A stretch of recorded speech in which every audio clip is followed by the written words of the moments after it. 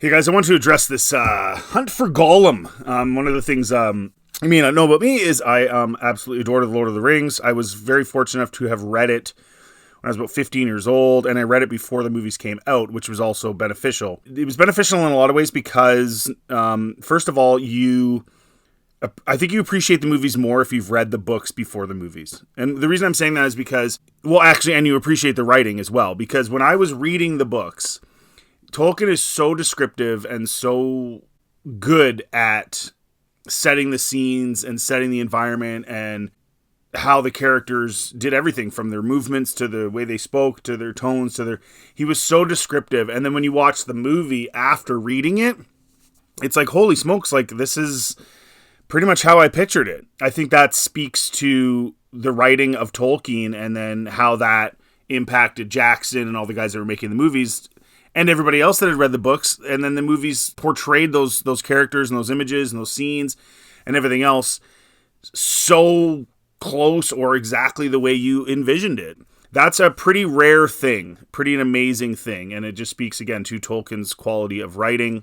And I like that Peter Jackson understands that, and he doesn't take credit per se for making it so great. He's always been like, hey man, I just did what Tolkien would have wanted. I just did it the way the book would want it. Now, of course, they have to make little bits of changes because it's a movie. Ultimately, it was very good. So I want to give my take on this Hunt for Gollum thing. So I guess I discovered last night there was this fan film about this appendix. And yes, this is one of the appendixes to the books that they're doing this film on. And I went to search for it and I couldn't find it. It wasn't on YouTube. I guess they had been copyright stricken.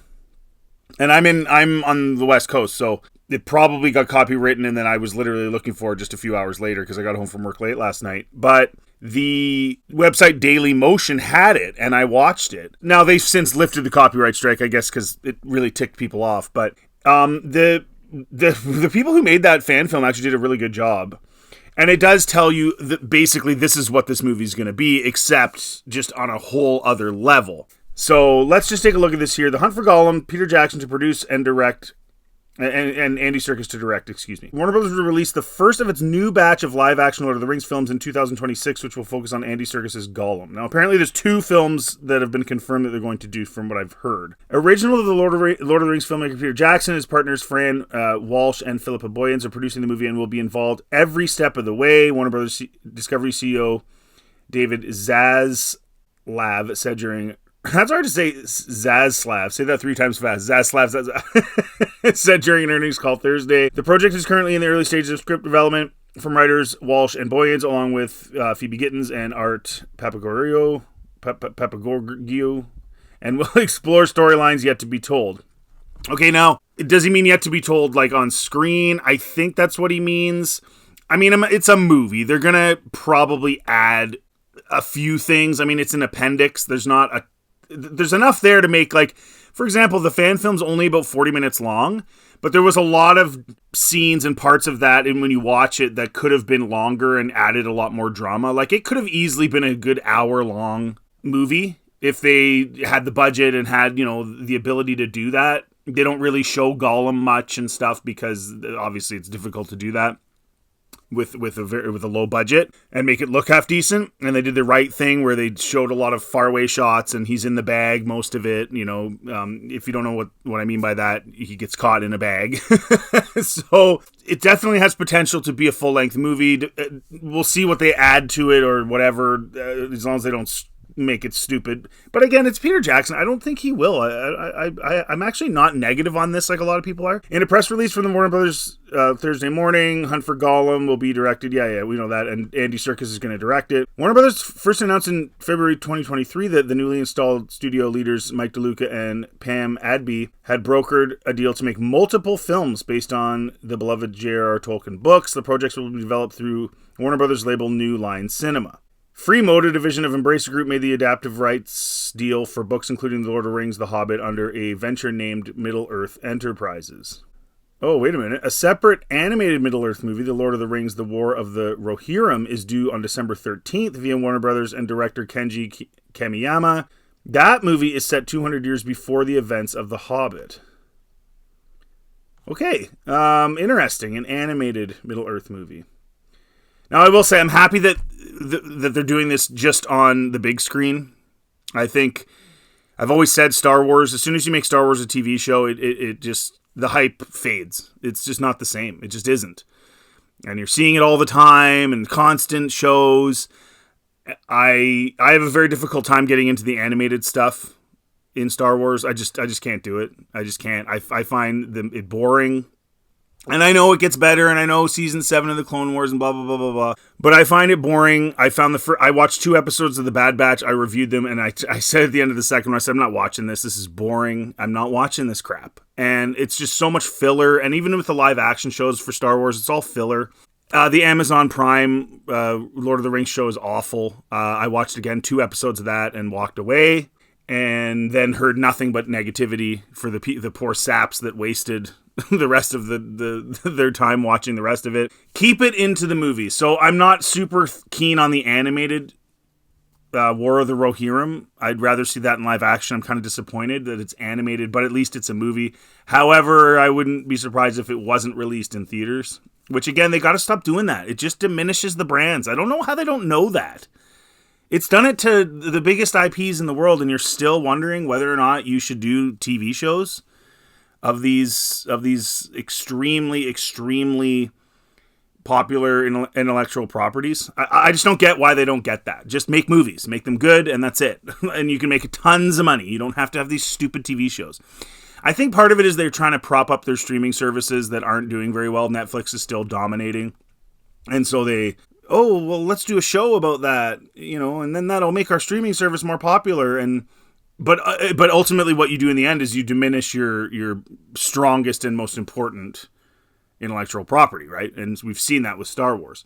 For 2 decades, moviegoers have embraced the Lord of the Rings film trilogy because of the undeniable devotion Peter, Fran, and Philippa have shown towards protecting the legacy of Tolkien's works, and to ensure audiences could experience the incredible world he created in a way that honors his literary vision. DeLuca and Abdi said on Thursday. We are honored they have agreed to be our partners on these 2 films. With Andy coming aboard to direct Lord of the Rings Hunt for Gollum, we continue to import commitment to excellence. That is a true hallmark of how we all want to venture ahead and further contribute to the Lord of the Rings cinematic history. Okay, so... here's Andy Serkis. Here's Jackson Walsh and Boyens added, it is an honor and privilege to travel back to Middle-earth with our good friend and collaborator Andy Serkis, who has unfinished business with that stinker Gollum. As lifelong fans of Professor Tolkien's vast mythology, we are proud to be working with Mike DeLuca, Pam Abdi, and the entire team at Warner Brothers on another epic adventure. Yes, precious, Serkis said. The time has come once more to venture into the unknown with my dear friends, the extraordinary and incomparable guardians of Middle-earth, Peter, Fran, and Philippa, with Mike and Pam and the Warner Brothers team on a quest as well. Alongside Weta and our filmmaking family in New Zealand, it's just all too delicious. Now, I gotta say, the story centers around Aragorn and Gandalf. Gandalf tells Aragorn that Bilbo spilled the beans to Gollum about who he was. And so Gollum knows who has the ring. He knows he's Bilbo Baggins, and he knows he's from the Shire. And Aragorn's trying to get him before Sauron does, or Sauron's minions get him. And so I think the way it goes is Gollum is traveling to Mordor, and Aragorn's trying to find him. And in the end, of course, I'm not going to get into too many details, but in the end, of course, he does get captured by the orcs and does end up in Mordor and does spill the beans, which spearheads the whole idea that they got to get Frodo out of there. They have to just ultimately just destroy this ring now, because now Sauron knows where it is. It's a cool little story. It to me, it adds to everything, but I think a lot of people are negative, and I know Gary from Nerdrotics wasn't super keen and stuff like that. But the reality of it is it is what it is. This is not a Lord of the Rings book movie. This is a side story.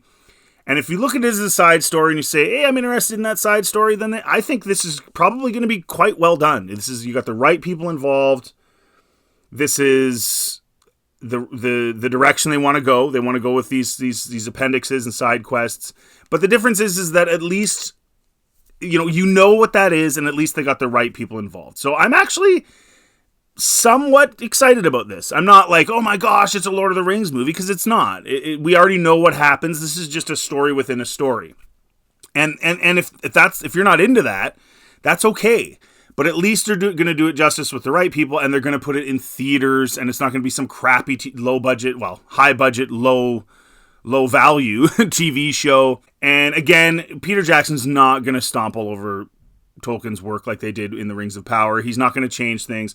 I don't see a big DEI thing with him. I could be wrong. Maybe he does that, but that would really tarnish his legacy. So I'd be shocked if he walked in there and did that. I just don't see that happening. Could be wrong, and you know what? We'll critique it as it goes, and if that happens, then that happens. But I do think this could be really cool, and I think it's one of those things. It's not going to make $2-3 billion because again, it's not an epic Lord of the Rings movie, but it is a cool side story that I think a lot of people would be interested in. And again, I probably would be too, because again, they got the right people to do it. So you guys let me know in the comment section what you think. Are you kind of mad that they copywrote the fan film and then lifted it this morning as soon as everybody complained? Whatever. They're going to do that, guys. It's a company. They probably thought to themselves, well, we got to copyright it because, you know, the people that have seen it, but we don't want other people to see it because this is basically the plot of this movie that we're working on.